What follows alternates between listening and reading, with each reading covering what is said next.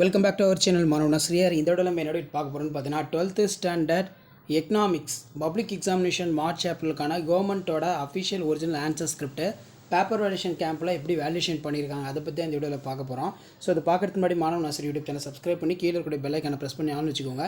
Already 12th எக்கனாமிக்ஸ்க்கு வந்து பார்த்தீங்கன்னா என்னென்ன இம்பார்ட்டன்ட் 2 மார்க் 3 மார்க் 5 மார்க் படிக்கணும்னு சொல்லி வீடியோ அப்டேட் பண்ணிட்டேன். ஸோ நமக்கு எக்கனாமிக்ஸ் பொறுத்த வரைக்கும் 90 மார்க்குக்கு 82 வந்து பார்த்தீங்கன்னா எடுத்திருக்காங்க. ஸோ இதில் பார்த்தீங்கன்னா நமக்கு மெயினாக கொஸ்டின் வைஸாக பேஜ் வைஸாக 82 வந்து பார்த்தீங்கன்னா எடுத்திருக்காங்க. இப்படி தான் பப்ளிக் எக்ஸாம் பேப்பர் வேல்யூஷன் கேம்பில் மார்க் அலாட்மெண்ட் கொஸ்டின் வைஸாகவும் பேஜ் வைஸாகவும் இருக்கும். ஸோ இந்த மாதிரி நீங்களும் பப்ளிக் எக்ஸாமினேஷனில் ப்ரெசன்டேஷன் பண்ணுங்கள். இவங்க எப்படி எழுதியிருக்காங்கன்னு சொல்லி ஒன் பை ஒன்னாக பார்க்கலாம். ஸோ ஃபர்ஸ்ட் ஆஃப் ஆல் வந்து பார்த்தீங்கன்னா எப்போவுமே பார்ட் ஏ 1 மார்க் பொறுத்த வரைக்கும் கொஸ்டின் நம்பர் வெளில போட்டு உள்ள ஆப்ஷன் போட்டு ஒரு லைன் போட்டு அழகாக நீட்டாக வந்து 1 மார்க் ப்ரெசன்டேஷன் பண்ணுங்கள்.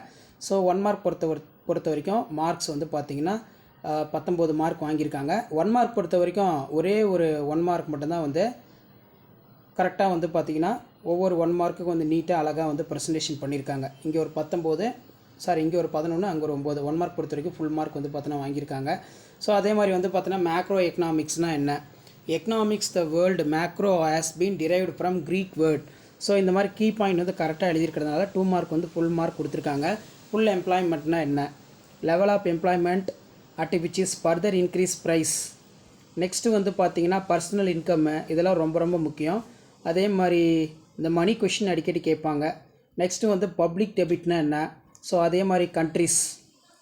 நெக்ஸ்ட்டு வந்து பார்த்தீங்கன்னா இண்டிகேட்டர்ஸ் ஆஃப் டெவலப்மெண்ட்னா என்னென்ன அதுவும் நீட்டாக எழுதியிருக்காங்க. GNB per capita. அடுத்து 3 மார்க் பொறுத்த வரைக்கும் பார்ட் 3ல் நமக்கு வந்து இம்ப்ளிகேஷன்ஸ் ஆஃப் சேல்ஸ்லாம் கேட்டிருக்காங்க. இதுலேயும் 3 மார்க் ஃபுல்லாக வாங்கியிருக்காங்க. அதே மாதிரி லிமிட்டேஷன்ஸ் ஆஃப் மல்டிபுலார் இது ரொம்ப ரொம்ப இம்பார்ட்டன்ட். ஸோ அதே மாதிரி ஆட்டோமேட்டிக் ஒர்க்னா என்ன? It is a capacities for economy there is a automated of work no more intervention. So அதுக்கு கீழே வந்து பார்த்திங்கன்னா நமக்கு ஃப்ளெக்சிபிள் எக்ஸ்சேஞ்ச் ஆஃப் ரேட்டு.